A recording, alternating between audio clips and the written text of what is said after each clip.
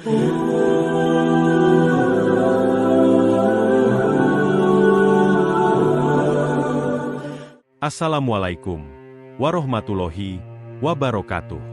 Sahabat Mumtana, sebelum menyimak kisah cerita hari ini, saya sarankan untuk menulis sholawat kepada Nabi di kolom komentar.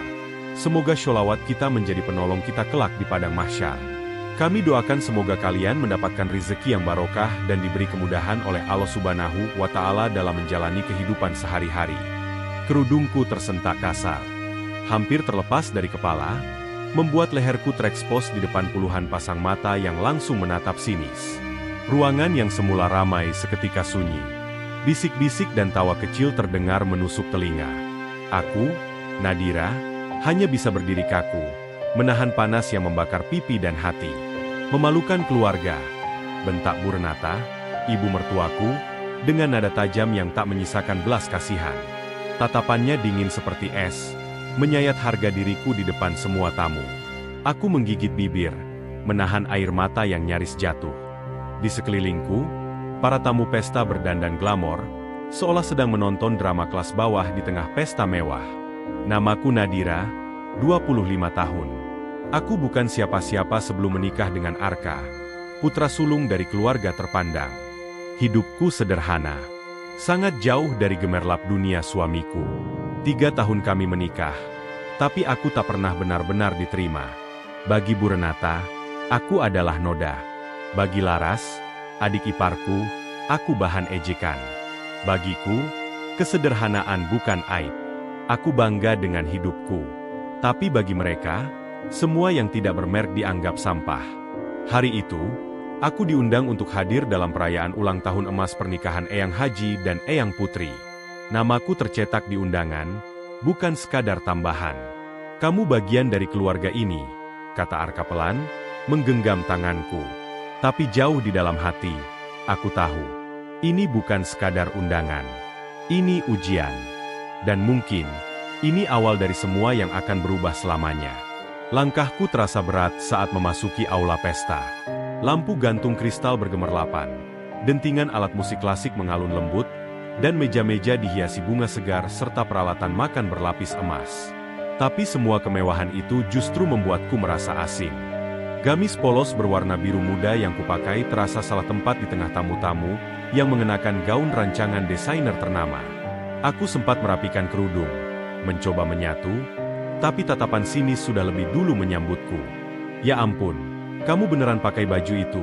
Suara Laras melengking. Disambut tawa beberapa sepupu Arka yang berdiri di sekitarnya. Aku tersenyum tipis, mencoba sabar. Aku hanya ingin tampil sopan dan rapi. Ini pesta pernikahan emas, bukan pengajian kampung, balas Laras pedas. Sebelum sempat ku jawab, tangan Bu Renata tiba-tiba menarik kerudungku dari belakang. Gerakannya kasar dan cepat. Kerudungku hampir terlepas, dan beberapa helai rambutku terlihat. Tamu-tamu yang berdiri tak jauh dariku menahan napas. Kamu memalukan, hardiknya lantang. Aku membeku. Napasku tercekat. Air mata mulai menggenang. Tapi ku tahan mati-matian. Aku tahu, mereka ingin melihatku hancur. Mereka ingin aku pergi dengan kepala tertunduk. Tapi tidak. Aku berdiri tegak, menatap Bu Renata tanpa berkata apapun. Biarlah mereka tertawa. Biarlah mereka mencibir. Dalam hati, aku tahu, saatnya akan datang. Saat di mana tawa mereka akan berhenti, dan aku yang berdiri di atas. Pesta mencapai puncaknya. Eyang Haji dan Eyang Putri duduk di singgasana megah, menerima ucapan selamat dari keluarga besar. Lampu sorot menari di langit-langit, musik mengalun anggun, dan gelas-gelas kristal saling beradu dalam toas penuh kemewahan. Tapi aku hanya duduk diam di sudut ruangan, menatap kosong ke arah panggung. Luka tadi masih hangat, tapi aku menahannya dalam diam. Lalu tiba-tiba, suara decit rem mobil terdengar dari luar tenda. Semua tamu menoleh ke arah pintu. Sebuah mobil hitam mewah berhenti, dan dari dalamnya turun seorang wanita parubaya berwibawa dengan setelan jas hitam. Langkahnya tegas dan penuh keyakinan. Bu Sekar, bisikku tak percaya. Ia adalah penasihat hukum grup perusahaan milik keluarga Arka, sosok yang sangat jarang muncul di hadapan publik. Tanpa basa-basi, ia berjalan langsung ke arahku, membawa sebuah kotak satin berwarna biru tua. Semua mata kini tertuju pada kami. Detik itu, suasana pesta berubah menjadi penuh tanda tanya. "Ini dokumen penting dari Pak Arka," katanya sambil menyerahkan kotak itu padaku. Suaranya cukup keras untuk didengar para tamu. Tanganku gemetar saat membuka kotak tersebut. Di dalamnya terdapat beberapa berkas tebal, disegel dan bertanda tangan notaris. Di sampul depan tertulis jelas, surat kuasa saham dan peralihan kepemilikan mayoritas. Gegap gempita pesta seakan terhenti. Beberapa tamu mulai berbisik. Wajah Bu Renata menegang. Laras memucat. "Apa maksudnya ini?" gumam salah satu kerabat. Aku berdiri perlahan, menghadap mereka semua. "Selama ini aku diam, karena aku menghormati kalian. Tapi mulai hari ini, kalian akan tahu siapa aku sebenarnya." Keesokan paginya, ponselku nyaris tak berhenti berdering. Puluhan pesan masuk, dari nomor-nomor yang biasanya hanya dia mengamati dari kejauhan. Ada Laras, ada sepupu-sepupu Arka, bahkan beberapa tante yang dulu tak pernah menyapaku kecuali dengan sindiran. "Maaf soal kemarinnya, Nadira. Kamu cantik banget kemarin. Loh, kapan bisa ngopi bareng? Aku pengin ngobrol banyak. Kayaknya kita bakal cocok." Bu Renata juga pengin ketemu langsung. Katanya mau bicara dari hati ke hati. Aku hanya menatap layar datar. Tak satu pun pesan itu benar-benar tulus. Semua berubah hanya dalam semalam. Bukan karena mereka sadar telah menyakitiku, tapi karena mereka baru tahu posisi sesungguhnya yang kupegang. Dulu aku dianggap tak layak berdiri di tengah mereka. Sekarang mereka berlomba-lomba mendekat. Dulu aku hanyalah istri dari Arka. Kini mereka menyadari bahwa aku adalah kunci keberlangsungan perusahaan keluarga mereka. Saat makan malam bersama keluarga besar, suasana jauh berbeda dari sebelumnya. Tak ada lagi cibiran, tak ada lagi sindiran halus. Bahkan Laras, yang biasanya bicara dengan nada merendahkan, kini bersuara manis. "Maaf ya, Kak, aku mungkin terlalu keras selama ini," katanya pelan sambil tersenyum paksa. Aku hanya membalas dengan anggukan ringan. Tak ada dendam, tapi juga tak ada kepercayaan yang tersisa. Bu Renata tampak kikuk. Ia sesekali mencuri pandang ke arahku, mencoba tersenyum, tapi gagal. Aku tahu betul, ini bukan karena mereka menyesal. Ini karena mereka takut kehilangan. Dan ketakutan itu membuat mereka berpura-pura ramah. Tapi aku tak butuh permintaan maaf palsu. Aku tak ingin balas dendam. Hanya satu yang kuinginkan, mengambil kembali kendali atas harga diriku yang selama ini mereka injak-injak. Rapat keluarga besar hari itu digelar secara resmi di ruang konferensi milik perusahaan. Biasanya, aku hanya duduk sebagai pelengkap, bahkan tak dianggap. Tapi hari ini berbeda. Aku duduk di kursi utama, dengan tumpukan dokumen di hadapanku, didampingi oleh 2 orang dari tim audit independen. Ruangan hening ketika aku mulai berbicara. Tak ada nada tinggi, tak ada emosi yang meledak. Semua tenang. Tapi justru itulah yang paling menakutkan. Laporan keuangan kuartal terakhir menunjukkan kejanggalan, kataku sambil membuka dokumen pertama. Dan setelah audit dilakukan, ditemukan adanya markup sebesar 1,2 miliar dari vendor alat berat yang dikelola oleh Roy. Roy, sepupu Arka, langsung memucat. Tangannya gemetar memegang gelas air.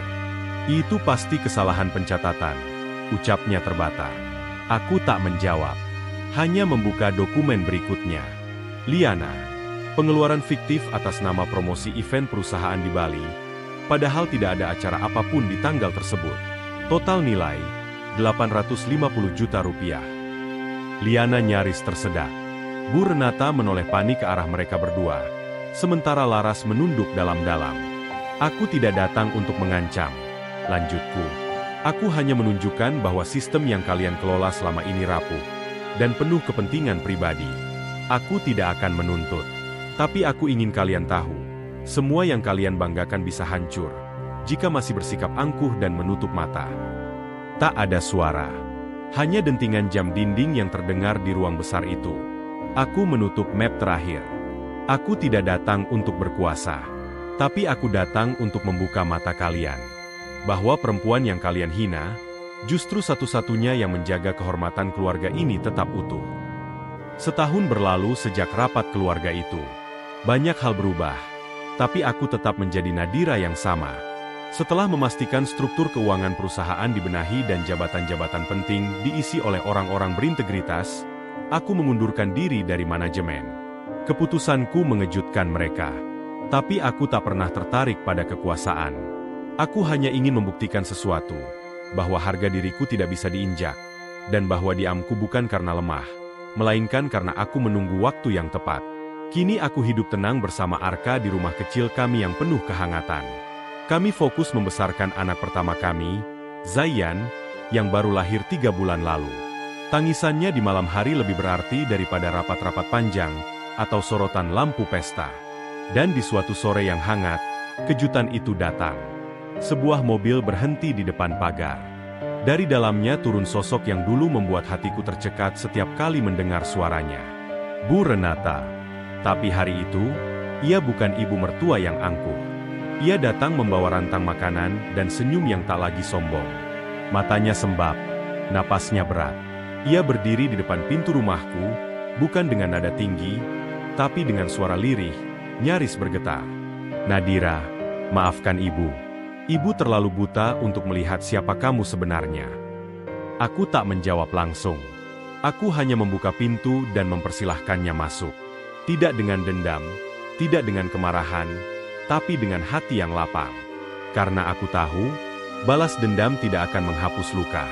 Tapi memaafkan bisa menyembuhkan semuanya, dan memberi pelajaran paling berharga kepada mereka yang dulu menghina, bahwa harga diri seorang perempuan tidak bisa diukur dari status, harta, atau penampilan, tapi dari keteguhan hati yang tak pernah padam.